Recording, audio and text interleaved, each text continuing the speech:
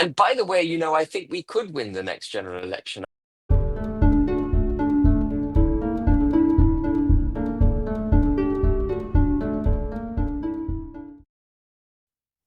Hello there.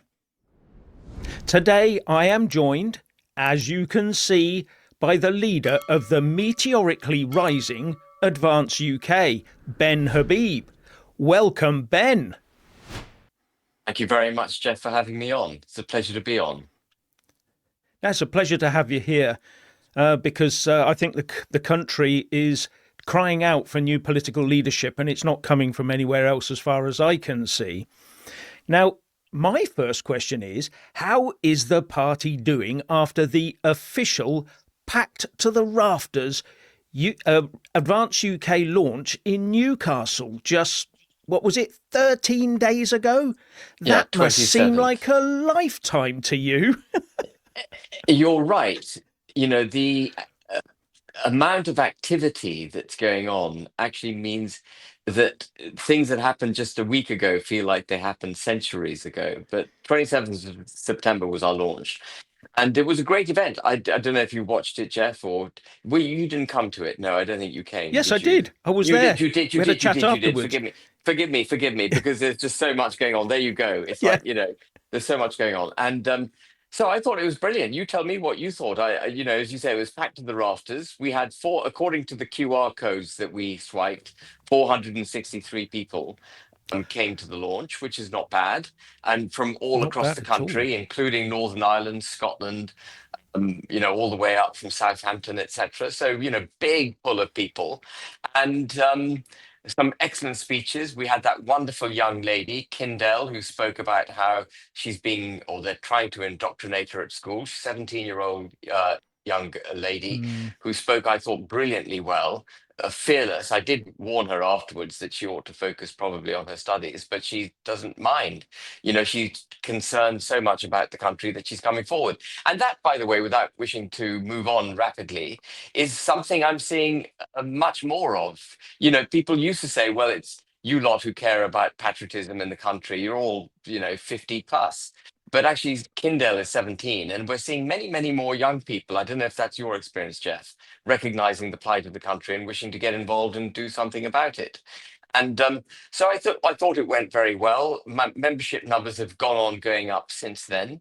It slowed a bit, the increase in membership numbers, but that's only to be expected because we made such a push towards, getting to 30,000. And now we're getting on with our electoral commission application to be registered as a party. We've had some exchanges with the electoral commission and we'll see how that goes. So I'm not worried about rushing that because in the meantime, we're building our ground campaign. We're getting lots of merchandise out to our 37,000 members that we've got. They're already starting to door knock, put leaflets through doors, organize local events. We've got lots of great spokespeople in the party now, which we're going to be sending across the country to not just me. I mean, I'll go obviously wherever I can, but get other people going out and proselytizing, recruiting more members, getting our message out there.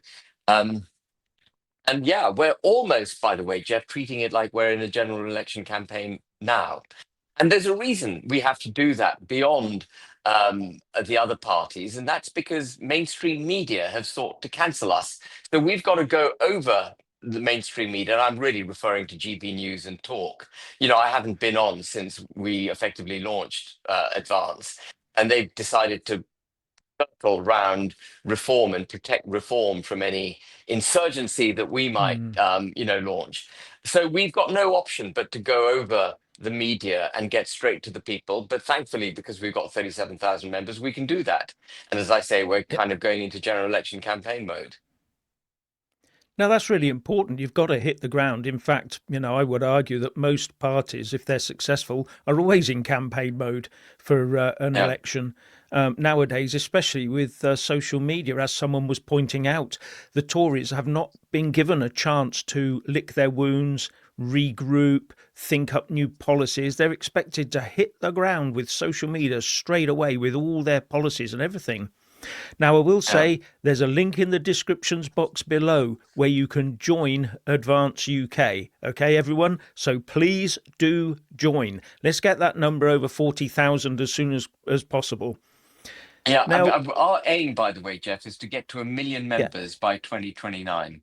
If we get to 1 million members by 2029, we will win the general election. Come hell yeah. or high water, whatever the mainstream media wish to do, we will win the general election. And if the people believe in our message, then please join. There's no point just watching this podcast and thinking, oh, that was Mm. fun, and doing nothing about it. If you really worry about the country as I do, as I know you do, Jeff, if you worry about it and you believe that Advance UK would be the country's redemption, then please join. Do it. Yep, absolutely. Like I always say, subscribe to my channel. Well, I'm not saying that Yeah, today. I'm saying join Advance UK. thank you. Now, one of the things that sort of did impress me was when the Newcastle event was up and running just very shortly beforehand, you got the event cancelled from the hotel. Now, most people in that situation would have thrown their toys out of a cot and got all sort of on their high horse and all the rest of it. But you were different. You did this in a very grown up manner. Can you just take us through that, your sort of thought processes, or what actually happened? So we booked the Crown Plaza Hotel. I think we booked it in August, long time before the event, knowing that we were going to hit 30,000, so getting ready for our launch. And we made it plain to them that we're a political party and they should look us up. And we gave them the website address and we asked them if they were happy with us and so on. And they said yes, absolutely. And we did ask them, will you cancel us? And they said no, no, no, no, no chance. We're most welcome. And then 6 days beforehand, I got a call from one of our representatives in the Northeast who said they've just literally just cancelled us. And so I said, what's the telephone number of the manager? And I called him and I was, upset. And I wanted to let him know that I was upset. But he spoke first, and I could tell instantly with his voice that he had a broken voice, that you get when you're suffering Mm. serious concern. And he told me that he'd been threatened and they'd had people tipping up at the hotel saying that there'd be, demonstrations and his staff would be in trouble if they hosted the event and so on and so forth. So my heart kind of melted for him because, I think it's just the natural human response. And I don't think it was his fault. It is very sad that there are elements in our society who would seek to shut down legitimate voices on the political stage. I would never try to do that to anyone, by the way. No one in advance would Mm. do it. One of the things we stand for, as you know, Jeff, is freedom of speech. Yeah, And for all those pearl clutching lefties, it's also a part of the Universal Declaration of Human Rights for us to get together and speak and so on. But anyway, the Crown yep, Plaza cancelled us. And you're right. I could have gone on X and I could have done videos saying what a bunch of XXX yeah. they are, and expletives to describe how I Mm. felt about them. But instead, we just found a new venue as fast as we could. It wasn't easy. Many places said they could take us, and then when they found out that we were Advanced UK, they cancelled it. In the short period, between when we were Yeah, cancelled by the Crown Plaza and our actual launch, but then we got at that restaurant which you came to, Avika, I think it's called, and they were brave enough yep, to take us in, and there were no counter protesters. It was all very peaceful and all very jovial, and there was a carnival like atmosphere, wasn't there? As so often is the yeah. case. Yeah. Well, actually, Ben, before you arrived, because your train was delayed, there was a counter protest outside up the road, but they were counter protesting UKIP, who were doing something at a memorial statue. So I went and did a quick live stream of them, and all the police were holding them back. And when they let them go, I thought they were going to pile down to the restaurant, but they didn't. They went off towards the UKIP thing. So it was probably just as well that the venue was late because they didn't know where we were, which was really Yeah. good. Yeah, and I So and it all went off peacefully. And yeah, all I yeah, ever want, and I'm sure you want, is for these things to be peaceful, for everyone yeah, just to be able to talk. And there was no far right, racist, xenophobic talk at our event. We just laid out our mission statement in effect, and the next steps that the party was going to take in order to give effect to its mission statement. Nothing yeah. remarkable about, our message. No, not at all. Not I didn't see any of that at all. It was very it was really a really nice crowd of people that I was chatting to. Yeah. Um, You said earlier on about the Electoral Commission, and I was going to ask you exactly those questions. Have you any idea how long it's going to take? Is there any time scale here, or No, what? I don't think so. They take whatever time they feel they need to take to scrutinize our Yeah, application. They've made some comments on it. We've addressed those comments. And I did prompt them for a chase up a couple of days ago for a response. right. They haven't come back to me. But, Yeah, we put a lot of thought into our constitution, as you know, Jeff. And we made sure that our financial statement that you have to file alongside the constitution, together with your financial plans and how you're going to manage the parties, we made sure that was all tickety boo a long, long time ago. yeah, And we put it all together under advice from lawyers. So it was literally absolutely ready to be filed when we hit 30,000. And I hope the effort that we made to get it right will be rewarded by a speedy application process. yes. But I'm not worried if it takes a while. We're still going to go on making policies, canvassing, getting our ground game going, etc., etc. We're not going to slow Yeah. down just because the Electoral Commission is taking a bit of time. Yeah, because I looked into Corbyn's Your Party and they announced in mid July. I don't know whether they'd already put the application in. I'm just saying it was announced in mid July with lots of we think something, people were commenting, we think this party is going to start. But it actually became an official party on September the 30th. So it took Oh, did them a it? couple of months. So yeah, Wow. it's September. I checked the Electoral Commission website. I'm so boring like that. Yes. Now, the big question is when you get the tick in the box from the Electoral Commission, will you be holding a celebration party? Well, that's a good question. I hadn't thought about it, but I will now think about it. Yes. I want an invite. Yeah, absolutely. You'll be there, Jeff, for Yeah. sure. Yeah. Yeah. And just I don't know whether you know this, but I actually had a look at the Electoral Commission website and there have been this year since January 31 new parties registered properly by the Electoral Commission as parties. So that's quite a lot, isn't it, in just It is a 10 lot. months? And you Yeah, know, it just we're the shows you. seventh But largest. We're the seventh largest party now, Jeff, within yeah, 2 or 3 months. yeah, all these other parties, by the way, are local parties, so they're set up for counties or sort of independent groups of independents, not so much for general elections, but more National local politics. Yeah. elections. So yeah, that sort of thing.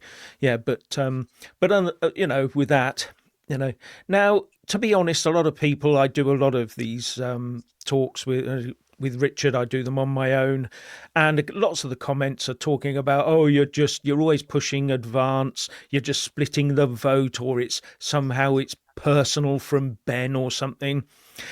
But I know that getting involved at any level in this murky world of politics can be draining, both financially and emotionally. So I'm wondering if you woke up sweating some nights, hoping that 30,000 people would not sign up to Advance UK, so sparing you the pain and the 100 grand gap in your bank balance right now. Well, it's an interesting point you make. And I did reflect on the fact that if I gave this party a go and I failed to get to 30,000 members, then at least I would be able to rest knowing I'd given it a shot. What I would never have been able to forgive myself for is if I never tried. But Mm, trying and failing, I would have felt vindicated. People like Farage would have looked at it and go, "Well, he failed," but I couldn't care less. I would have tried.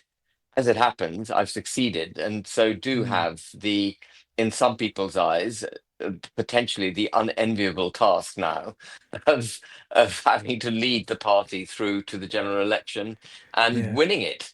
And by the way, I think we could win the next general election. I know that sounds really cocky. I don't mean it to come across as being cocky, but if we've gone from naught to 37,000 in such a short period of time, and the momentum continues. And if the other parties continue, particularly obviously Reform, continues to put out policies that don't work, recruit people that self evidently don't represent what people believe Reform to represent, if it keeps infecting itself like that and being daft, it could very easily lose its pole position.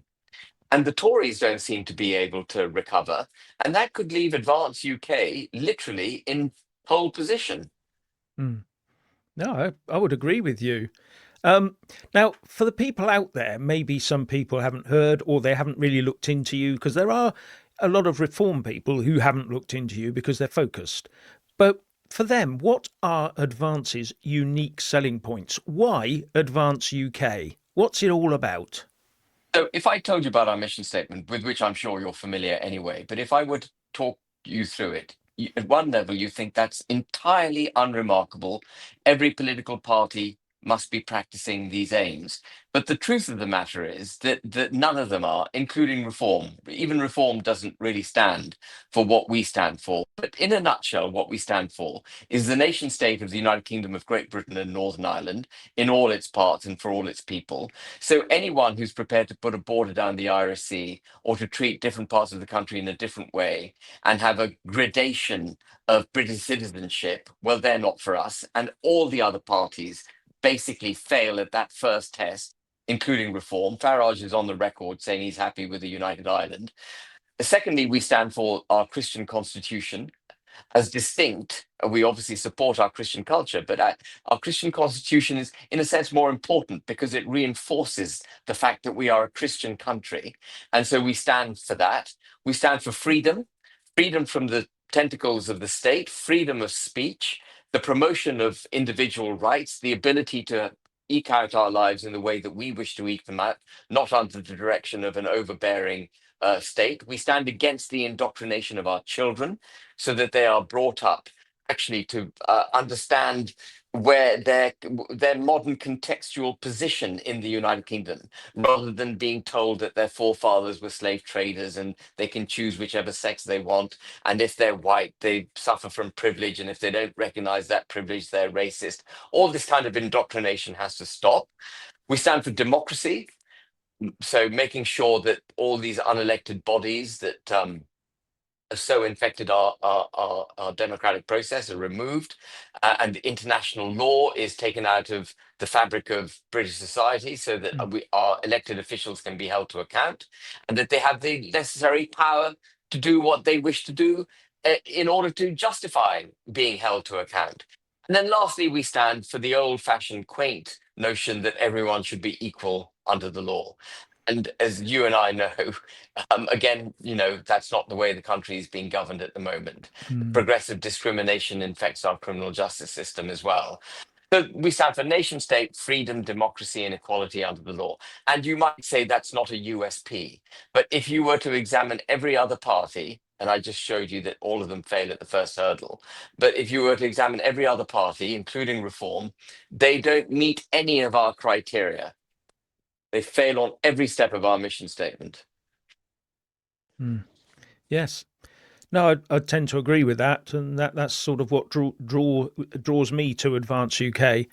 Now, one of the things you said earlier is you've got a lot of people all helping building the policies, and they're going to go out speaking and all this sort of thing because the party needs to push on a wide front. You've got to do it. You can't. It's not a one-man band. No. How is the college building at the moment? And what are the numbers now in the college, and how many are you hoping to recruit?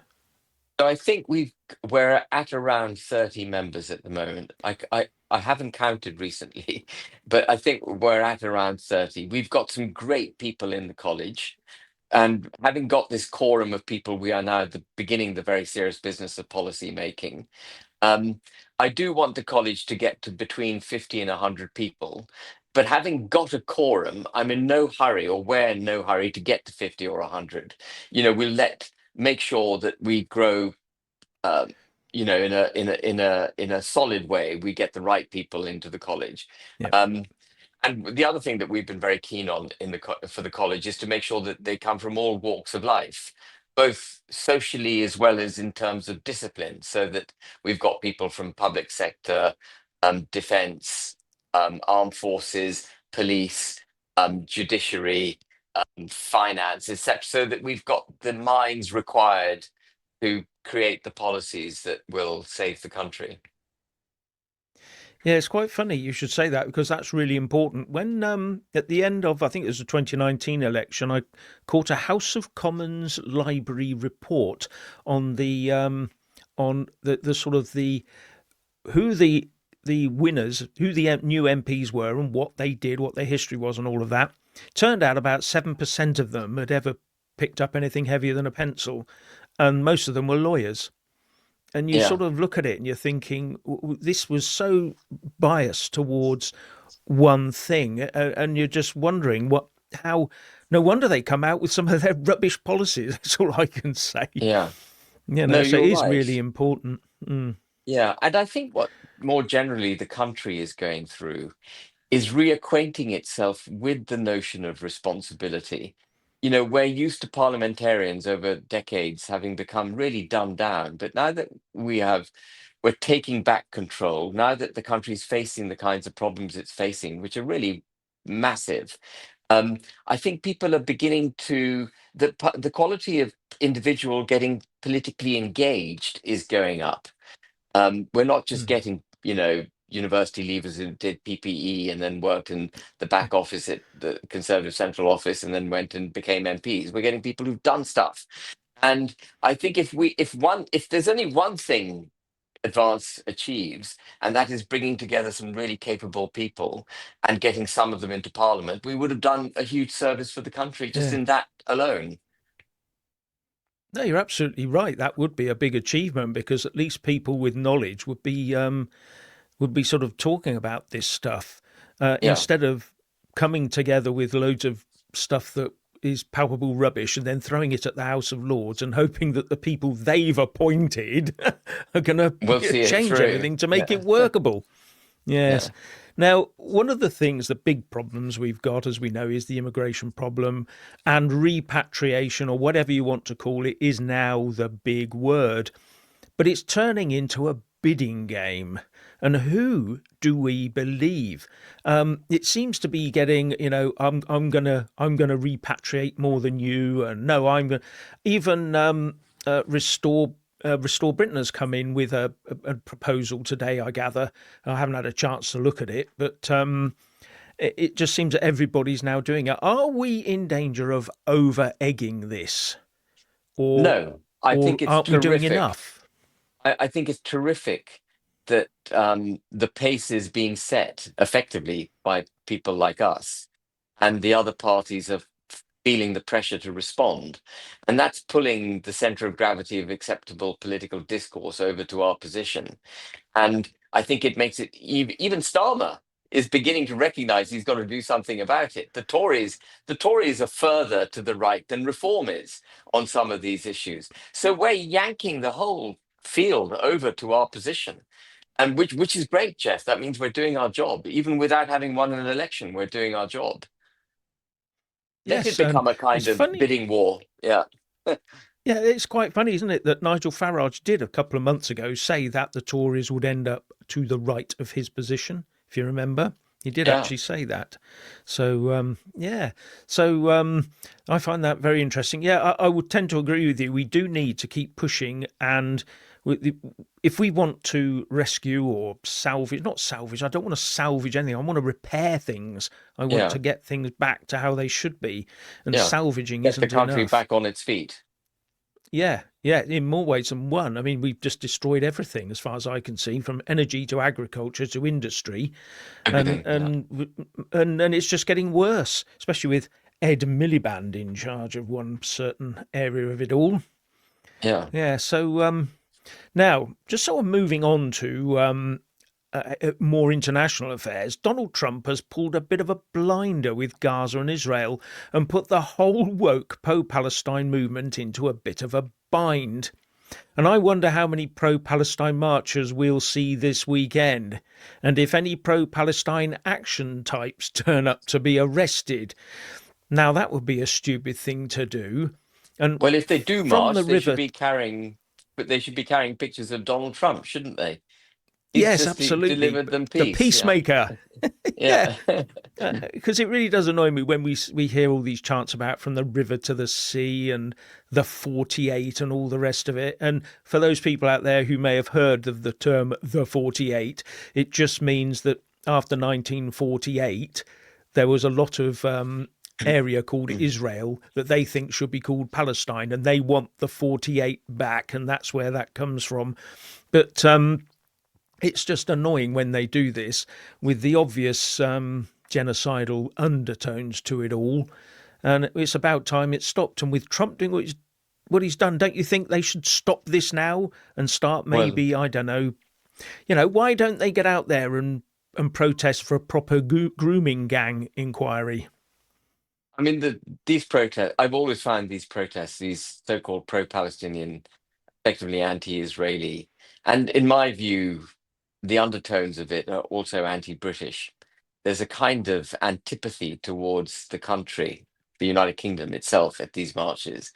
And so I've always found them offensive, these marches, and I do hope they stop. And I do hope that if people really believed that they wanted peace in Palestine and that's why they were marching, I hope now they will also recognize where the peace came from, who delivered it. But I bet they won't. You know, it strikes me as really interesting that mainstream media over the last 24, 48 hours has all been trying to paint Trump out as a self-promoting individual seeking to get the Nobel Peace Prize. It's as if he's done all of this just to get the Peace Prize. But actually, before he came into office, he said he was going to end wars. Do you remember? And Yeah, he oh yeah, prevented the Pakistan-India war from escalating. He brought that under control. He brought Israel and Iran under control. That could easily have expanded into a regional war. He managed to get Israel to apologize, in effect, to Qatar. He's he's been a force for good in bringing yeah, peace to the globe, and we should all want peace. We should all want the end of bloodshed, yeah. and so let's hope that the peace holds. Yes, let's. Yeah, that's yeah. We must hope that the bloodletting will stop. But what gets me is there are people on social media claim it was Keir Starmer what done it because he threatened Israel, as if Netanyahu is worried about this particular Labour government. And as you say, Trump missed out on the Nobel Peace Prize, which was handed out today to Venezuelan politician in hiding Maria Corina Machado. Now, they've come under a bit of attack from the White House because the White House, or maybe not Trump himself, but maybe some of his officials are saying that the committee in Oslo, in the Norwegian capital, that decides these things, were putting politics over peace. And having read up on Machado, she does appear to be a very brave woman for doing what she's doing in Venezuela. But the Nobel Committee's job is to award the prize to the person or persons who have done the most to promote fraternity between nations. And the question Yeah, for me would be, has Machado actually done that? She may be brave within her country, but does it fulfill those requirements? I don't know. it doesn't sound like it. I don't know much about her. It came from nowhere. Mm, That yeah. that is for her. I mean, Yeah, yeah, she's been in hiding in Venezuela for trying to um, bring sort of freedom and freedom of speech and things like this to her country. But is that fraternity between nations? I don't know. And the big no, question well, it really is, isn't. what are all those? What are all those career protesters who have gone from climate?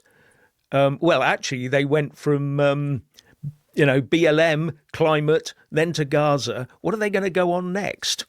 And my bet is slavery reparations in support of Lenny Henry. I reckon that's where all that's going. Yeah, well, we'll speak out against that. Oh, definitely. It's Yeah, such a stupid argument. All the slaves who suffered at the hands of the slave traders are dead, and all the slave traders are dead. There are no yeah, reparations due. Many, the descendants of those who were traded are now in really fantastic countries. Um, with the countries from which they mm, came not doing so well. yeah, yes, definitely. I just, and then we've got Libya. Slave trading is going on in there today. What are we doing about it? What are these Nothing. people arguing about for that? Nothing. They're not interested in that because they're We've not got likely to white get any slave money out of trade. it. We've got white slave trading going on in this country. What was Yeah. the grooming gangs if it wasn't a form of slave trade? What was the Yes. rape Yes. gangs? It was the abuse. It was the subjugation of Mm. underage white Yep. girls and to be abused. That is the Yeah. ultimate in slavery, isn't it? It's Yeah. I agree. disgusting. Yeah. I We, said once, I did argue in a video that they should bring those slave laws against those people as well as the sexual side of it as abuse well. charges, yeah. Yeah. Now I want to talk about digital ID because it seems to be going very well for the government at the moment, and we're now hearing of plans that they're going to roll it out to anyone aged over 13. So what do you reckon to that?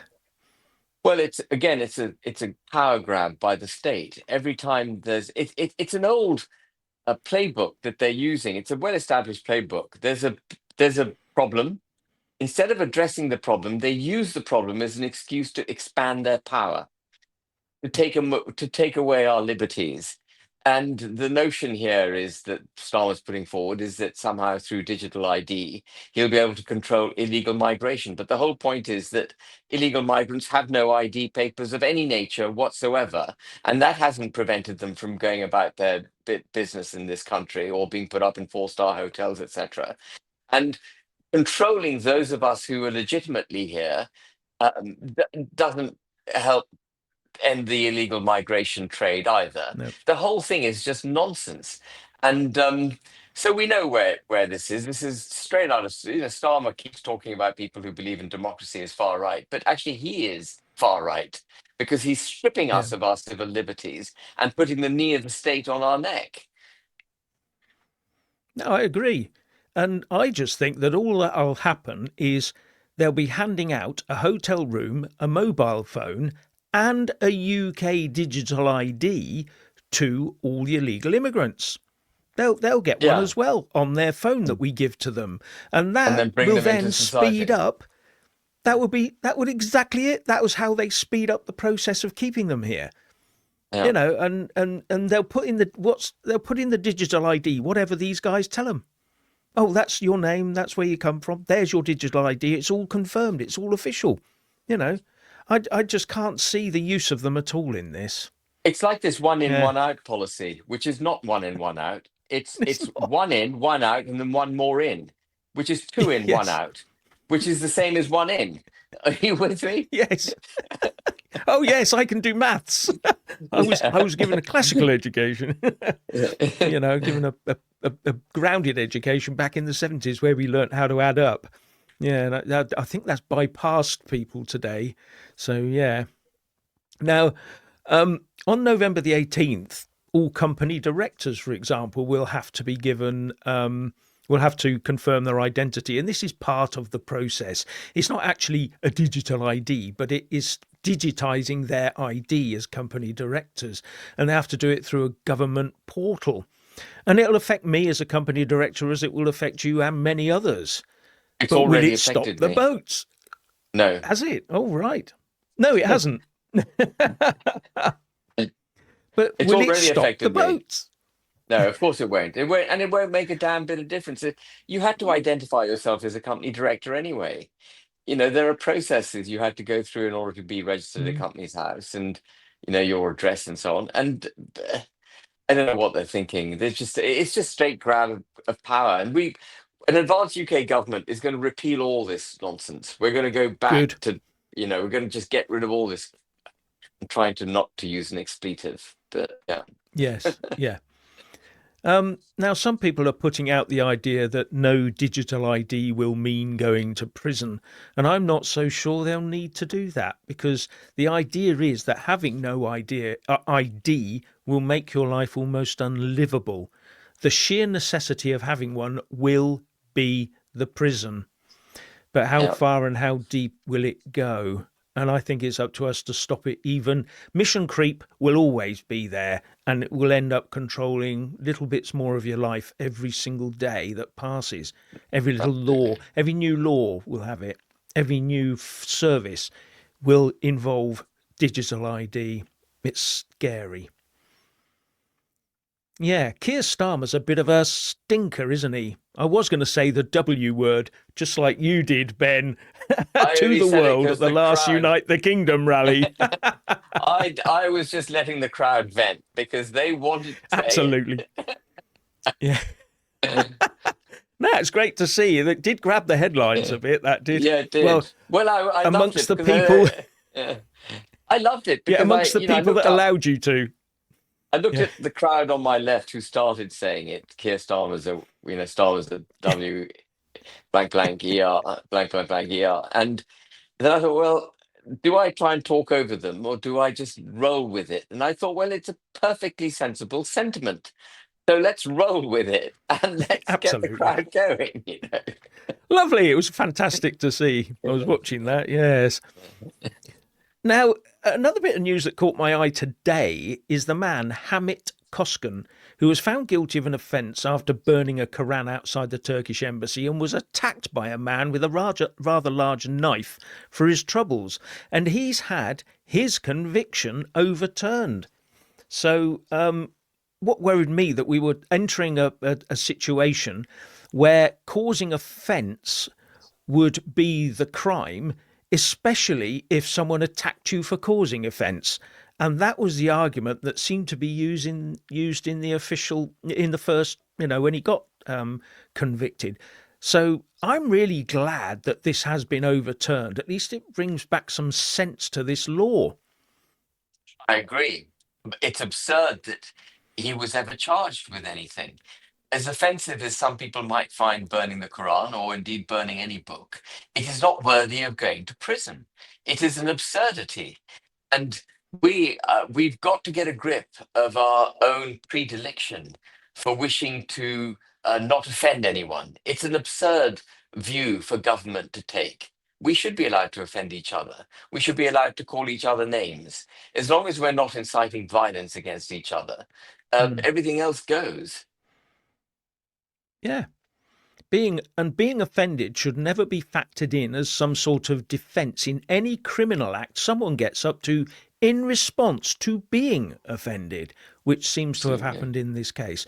If someone had burnt a Bible in a chapel in front of loads of people and did what he did, and the Christians would be expected just to put up with it, shake their heads, and bemoan him and walk away. If someone got out a bread knife, they'd go to jail. I'm sure of it. Oh, absolutely. And the Christians Yeah. would just So shake their yeah, heads and walk away. We know that. There'd be no violence. yeah. I wanted to. I was No, going to you're go. absolutely right. I was going to take a Bible and burn it on the street and see what the reaction would be, but I couldn't bring myself to burn a Bible, so I haven't done Mm. it. But I bet there'd be no reaction. I could stand in the middle of Piccadilly and I could burn it, and I could tell everyone I'm burning a Bible, and people would just look at me and go, "This is a weirdo," and move on, and there'd be no repercussions. You and I Mm. know that, don't we? Yeah, yeah. In fact, the police would probably come along and help you. Yes. Now, we're sort of nearing the end, but what I want to really ask now is what's a really important question for people like the pink protesters, the ladies in pink who go out to these protests and were at Tower Hamlets the other night, fighting, being called far right and all the rest of it. The question is, do you think the government is doing enough to deal with past and present grooming gangs? I don't, No, because I've heard nothing from the government about it no. over the last few weeks. No, Elon Musk has gone quiet because there's only a certain amount of noise he can make, and the government has been let off the hook. They haven't done their inquiry, and I hope Elon Musk re-engages because it was him. Do you remember? It was Mm. the pressure that he brought that Yeah. got this whole thing going again. Where are parliamentarians? Where's the opposition? Well, Kemi made a good fist of it at the time, but she needs to be saying, "Where's the inquiry? What's going on?" Where And the where was the inquiry. talk about these inquiries during the last set of party, conferences? Yeah, no mention. Yeah, I mean it's something that needs we've got to keep the pressure on, because if we don't, it just becomes, oh, they've accepted it. We can all forget about it. It doesn't Move matter. on. Yeah, Their children don't matter. It's just ridiculous that we've got to this stage. It's a national shame as far as I'm concerned. it But is. there you I go. think it's. I mean, Yeah, it's a national tragedy that young girls, some of whom were effectively prostituted by people in whose care they were, how come yeah. they haven't gone to prison? You know? Mm. No, I agree. I think that's why they're trying to sweep it all under the carpet. Hope the problem goes away, Yeah, which awful. is not good enough. Yeah. Now, Ben, is there any pressing point you wish to make at this stage? No, just to reiterate, the country ain't going to fix itself. Advance can't fix it without you. The solution to the country's problems lies with the people of this country. If you want to bring the country back to a position of safety, please join Advance UK. We've got to have the biggest proverbial army in the country so that we win that general election and we save the country.